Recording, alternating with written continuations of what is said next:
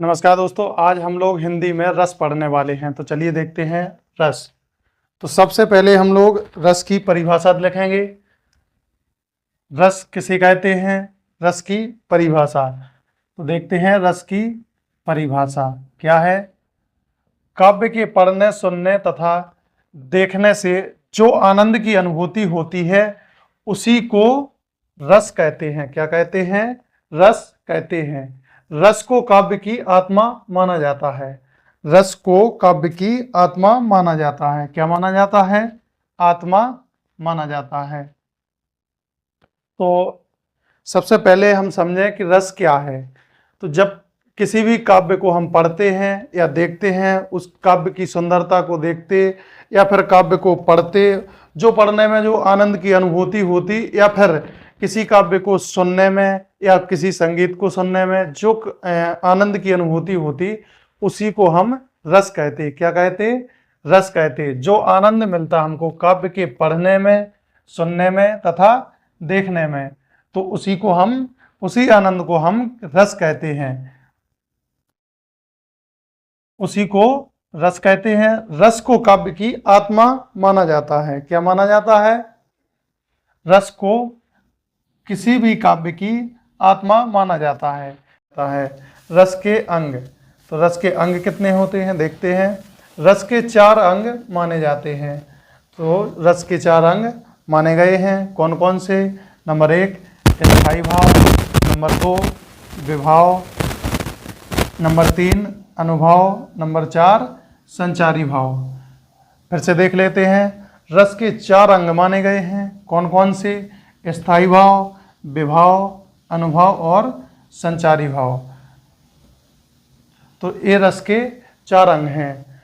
स्थायी भाव, विभाव, अनुभव और संचारी भाव। तो स्थायी भाव को देखते हैं। सबसे पहले एक अंग को देखते, कौन?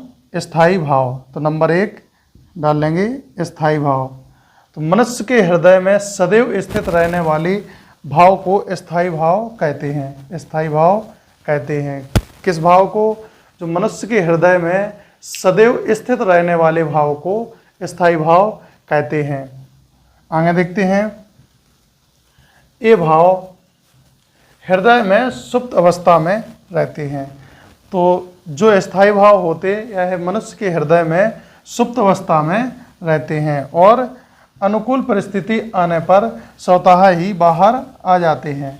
क्या हो जाते हैं? बाहर आ जाते हैं।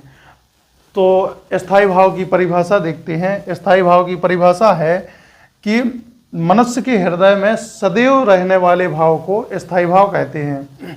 जैसा कि नाम है स्थायी, तो स्थायी यानी कि जो सदैव रहे, मतलब आने जाने भाव वाले भाव नहीं रहते जे हमेशा स्थित रहते और हमेशा रहते मनुष्य के हृदय में।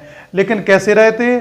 सुप्त अवस्था में रहते, मतलब जागृत नहीं रहते, कभी भी जागृत नहीं रहते। ये सुप्त अवस्था में रहते। सुप्त अवस्था यानी सोई हुई अवस्था में। हमें इनका पता नहीं चलता।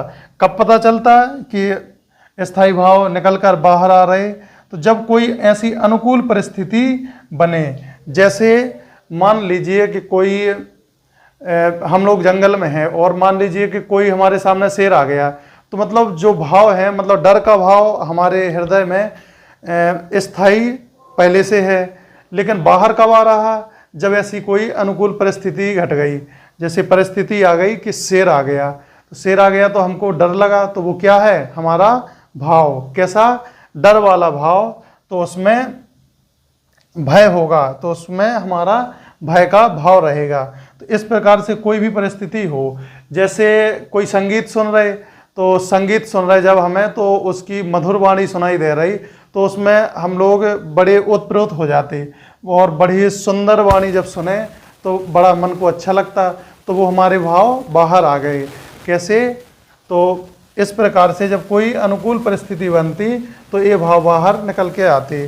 तो ये हमारी स्थायी भाव की परिभाषा है। एक बार फिर देख लेते हैं।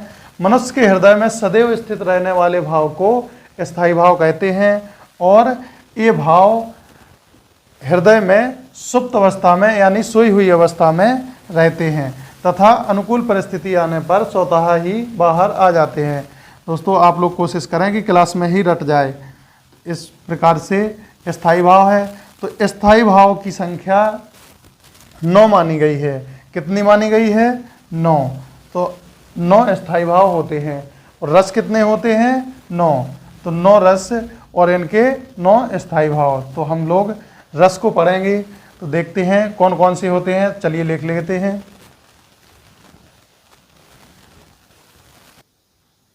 तो चलिए इस प्रकार से हमने अपने 9 रस को लिख लिया है। देखते हैं, यहाँ हमने रस लिखा है, यहाँ पर स्थायी भाव। तो ये रस हैं और ये इनके स्थायी भाव कौन कौन से? नंबर 1 है श्रृंगार रस। तो श्रृंगार रस का स्थायी भाव होगा रति। और हास्य का हास, करुण का शोक, वीर का उत्साह है और रौद्र का क्रोध। क्या होगा? रौद्र का क्रोध। भयानक का भय, भयानक का भय। विभत्स का जुगुत्सा या फिर घृणा, जुगुत्सा या फिर घृणा। और अद्भुत का विस्मय, शांत का निर्वेद। दोस्तों कोशिश करें कि क्लास में ही याद हो जाए। तो एक बार फिर देख लेते हैं। श्रृंगार का रति, श्रृंगार रस का स्थायी भाव होगा रति। हास्य का हास, हास्य का हास। करुण का शोक, वीर का उत्साह है, रौद्र का क्रोध, भयानक का भय, विभत्स का जुगुत्सा या फिर घृणा और अद्भुत का विस्मय। क्या होगा? विस्मय। शांत का निर्वेद, शांत का निर्वेद। इस प्रकार से हमारे 9 रस लिखे हैं और इनके स्थायी भाव। चलिए सबसे पहले हेडिंग डालते हैं श्रृंगार रस। तो हम सभी को पढ़ेंगे और इनके उदाहरण सहित पढ़ेंगे। तो श्रृंगार रस, इसकी परिभाषा देखते हैं। श्रृंगार रस क्या है? तो श्रृंगार रस का स्थायी भाव रति है। क्या है? हमने पढ़ा श्रृंगार रस का स्थायी भाव क्या है? रति। तो श्रृंगार रस का स्थायी भाव है रति। क्या है? रति। इसमें नायक नायिका के पारस्परिक प्रेम को श्रृंगार रस कहते हैं। क्या कहते हैं? तो नायक नायिका के पारस्परिक यानी कि एक दूसरे के प्रति, पारस्परिक यानी कि एक दूसरे के प्रति प्रेम को क्या कहते हैं? श्रृंगार रस कहते हैं। तो नायक नायिका के पारस्परिक प्रेम को श्रृंगार रस कहते हैं। श्रृंगार रस सभी रसों का राजा कहलाता है। क्या कहलाता है? तो श्रृंगार रस का स्थायी भाव होता है रति और नायक नायिका के पारस्परिक यानी कि आपस में यानी कि एक दूसरे के प्रति जो प्रेम है उसको श्रृंगार रस कहते हैं। श्रृंगार रस सभी रसों का राजा कहलाता है। क्या कहलाता है? श्रृंगार रस सभी रसों का राजा कहलाता है। श्रृंगार रस के भेद, इसके भेद देख लेते हैं। तो श्रृंगार रस के 2 भेद होते हैं। कौन कौन से? तो श्रृंगार रस के 2 भेद हैं। नंबर 1 संयोग श्रृंगार और नंबर 2 वियोग श्रृंगार। संयोग में यानी जुड़ना यानी कि मिलना और वियोग यानी बिछड़ना। तो इसके 2 भेद होते हैं, संयोग श्रृंगार और वियोग श्रृंगार। तो हम इसको मिटा देते हैं और हम पढ़ेंगे संयोग और वियोग को।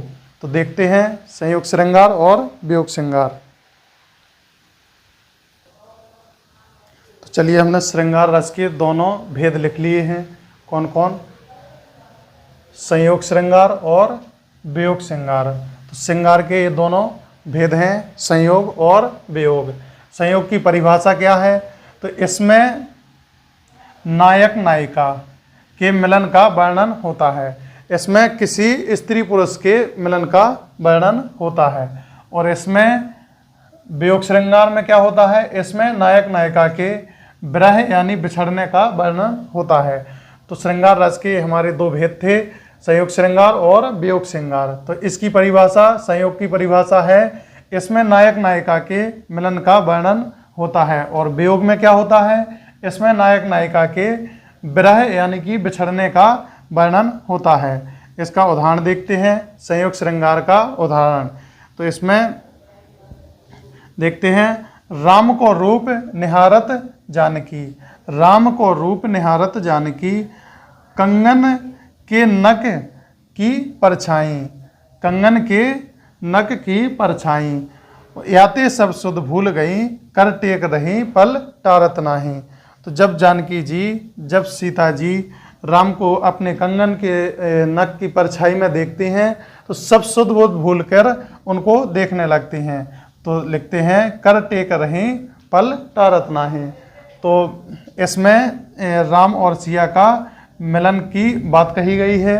तो इस प्रकार से इसमें नायक नायिका के मिलने का वर्णन मिलता है, इसलिए इसमें संयोग श्रृंगार है। और इसमें देखते हैं, आँखों में प्रिय मूर्ति थी, भूले थे सब भोग, आँखों में प्रिय मूर्ति थी।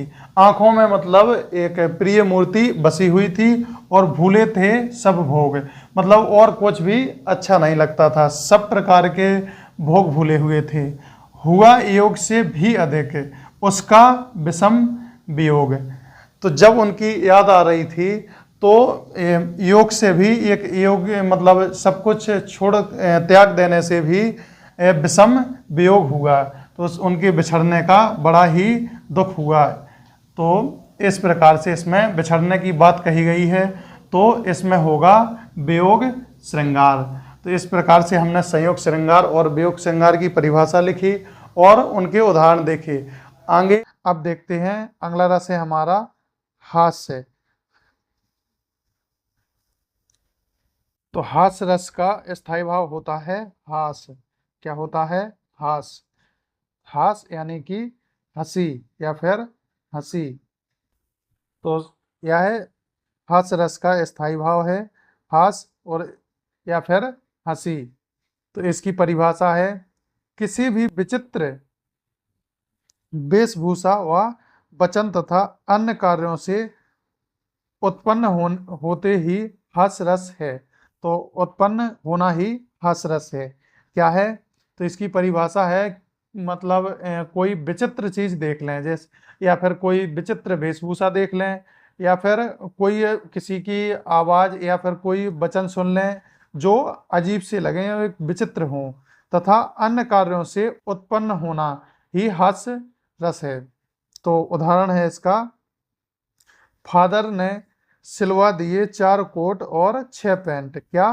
फादर ने सिलवा दिए 4 कोट और 6 पैंट, बेटा बन गया कॉलेज स्टूडेंट। तो इसमें एक हास्यप्रद है, तो हास्यप्रद वाक्य है, तो इसमें होगा हास्य रस। तो इसका उदाहरण होगा, फादर ने सिलवा दिए 4 कोट 6 पैंट, बेटा बन गया कॉलेज स्टूडेंट। तो इसमें ऐसे वाक्यों का प्रयोग किया गया है जिसमें कि विचित्रता है, तो इस प्रकार से इसमें हास्य रस होगा। अगला रस है हमारा करुण। करुण का स्थायी भाव होता है शोक। क्या? शोक है। करुण का स्थायी भाव होगा शोक है। इसकी परिभाषा देखते हैं। तो करुण रस की परिभाषा है, हृदय प्रिय वस्तु का इष्ट वस्तु के वियोग से उत्पन्न हर्ष के शोक की अभिव्यक्ति जहां हो वहां करुण रस होता है। तो इसका उदाहरण देख लेते हैं। करी बिलाप सब रोवहि रानी, महाविपत्ति किमि जाई बखानी। तो इसमें क्या है? इसका उदाहरण इन पंक्तियों में शोक का उदाहरण दिया गया है। तो क्या कह रहे हैं? उदाहरण है, कर बिलाप सब रोवई रानी। तो मतलब बिलाप करके सभी रानी रो रही हैं। और महाविपत्ति किम जाई बखानी, तो ऐसी विपत्ति पड़ी है कि सब रानी बिलाप करके रोने लगी और अपनी विपत्ति किसको बखान करें। तो इसमें जो करुण रस है, इसमें शोक की भावना है, तो इसमें होगा करुण रस। तो यह इसकी परिभाषा है और इसका उदाहरण है। अगला हमारा है वीर रस। तो देखते हैं वीर रस। वीर का स्थायी भाव होता है उत्साह है। क्या? उत्साह है। वीर रस का स्थायी भाव होगा उत्साह। इसकी परिभाषा है, किसी प्रतिकूल परिस्थितियों को अपने अनुकूल बनाने के लिए हृदय में उत्पन्न उत्साह ही वीर रस कहलाता है। इसका उदाहरण देखते हैं। उदाहरण है, बुंदेले हरबोलों के मुँह हमने सुनी कहानी थी, खूब लड़ी मर्दानी वह तो झांसी वाली रानी थी। इसका उदाहरण है। इसकी परिभाषा और उदाहरण। अगला रस है हमारा भयानक। भयानक का स्थायी भाव होता है भय। क्या? भय। तो इसका स्थायी भाव होगा भय। इसकी परिभाषा होगी, डरावनी वस्तुओं के दर्शन या वर्णन में भयानक रस होता है। तो जब कोई हम डरावनी चीज़ देख लें, कोई वस्तु देख लें या फिर उसका वर्णन हो, तो उसमें क्या होता है? भयानक रस होता है। इसका उदाहरण है, एक ओर अजगरही लखी, एक ओर मृगराज। मतलब एक ओर तो अजगर है और एक ओर क्या है? मृगराज। एक ओर मृगराज, विकल बटोही बीच ही परियो मूर्छा खाए। तो जो व्यक्ति एक तरफ मतलब अजगर हो गया और एक तरफ हो गया मृगराज, तो बीच में ही वह मूर्छा खाकर गिर गया डर के मारे। कैसे? तो भय के मारे। तो इसमें भयानक इसका स्थायी भाव है। तो स्थायी भाव भयानक जो है वह जागृत हुआ और उसको भय के मारे वह बीच में ही गिर गया। तो विकल बटोही बीच ही परियो मूर्छा खाए। तो इसमें क्या है? भयानक रस। भयानक का स्थायी भाव होता है भय। क्या? भय। अगला है हमारा रौद्र। अगला रस है रौद्र रस। रौद्र का स्थायी भाव होता है क्रोध। क्या? क्रोध है। यह इसका स्थायी भाव है क्रोध। रौद्र की परिभाषा है,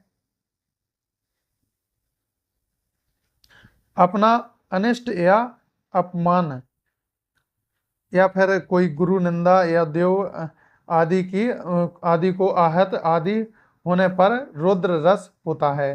तो मतलब सीधा इसका तात्पर्य है कि जब कोई अपना अनिष्ट करे तो वहाँ पर हमें क्रोध आता है।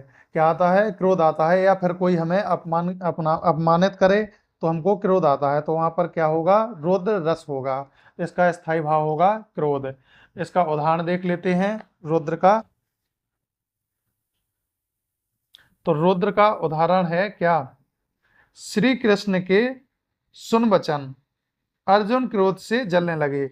जब श्री कृष्ण ने उनसे कठोर वचन कहे तो अर्जुन क्रोधित हुए और जलने लगे। सब शोक अपना भूल कर करतल युगल मलने लगे। तो जब श्री कृष्ण ने उन पे कठोर वचन बोले अर्जुन के लिए कि हे अर्जुन तुम युद्ध करो, तो इस प्रकार से जब उन्होंने वचन बोले तो अर्जुन सब अपना शोक भूलकर करतल युगल मलने लगे। तो युद्ध की तैयारी करने लगे और संसार देखे अब हमारे शत्रु रण में मृत पड़े, करते हुए यह घोषणा हो गए उठकर खड़े। तो जब उन्हें क्रोधित हुए अर्जुन तो कहने लगे, चिल्लाकर कहने लगे कि संसार देखेगा कि अब हमारे शत्रु युद्ध भूमि में पड़े हुए दिखाई देंगे, तो मृत पड़े हुए दिखाई देंगे। यह कहते हुए घोषणा करते हुए उठकर खड़े हो गए। तो इसका उदाहरण है, यह किसका उदाहरण है? रौद्र का, रौद्र रस का। तो इसका स्थायी भाव है क्रोध। अगला रस है हमारा विवत्स। विवत्स का होगा स्थायी भाव क्या? घृणा। लिखते हैं घृणा। घृणा इसका स्थायी भाव होगा। इसकी परिभाषा है, घृणित दृश्यों को देखने से जहां क्षोभ उत्पन्न होता है वहां विवत्स रस कहलाता है। मतलब कोई भी ऐसी वस्तु या फिर किसी चीज को देखें जिससे हमें घृणा हो या फिर जो देखने में हमें अच्छी ना लगे, तो ऐसी वस्तुओं को देखने में विवत्स रस उत्पन्न होता है। इसका स्थायी भाव होता है घृणा। इसका उदाहरण है, सिर पर बैठे काग, आंखें दो खात निकारत। मतलब सिर पर काग बैठा है और दोनों आंखें निकार कर खा रहा है। खींचई जीवई श्यार, अति आनंद धारत है। तो मतलब ऐसा दृश्य है हमारे सामने कि एक सिर पर काग बैठा है और दो ही आंखें नकारत खात यानी कि निकाल कर खा रहा है। और जीवई खींचई श्यार, मतलब श्यार जीव को खींच रहा है और अति आनंद उठा रहा है। तो ऐसा जब हमारे सामने दृश्य होता है तो उसको देखने से हमको घृणा उत्पन्न होती है। तो यहाँ पर रस होगा क्या, विवत्स।